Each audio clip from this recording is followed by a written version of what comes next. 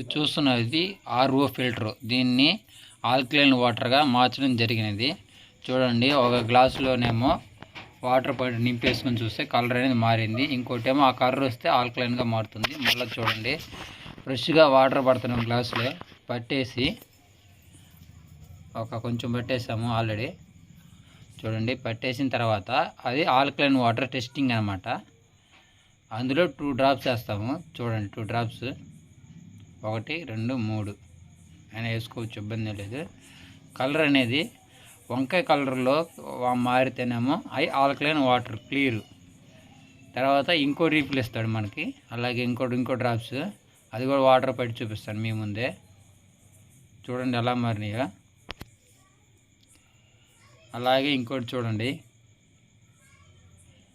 ఇంకోటి ఆల్రెడీ పక్కన పెట్టేశాడు. అది ఆల్రెడీ నింపేసి అందులో 2 డ్రాప్స్ వేసాను ఆల్రెడీ.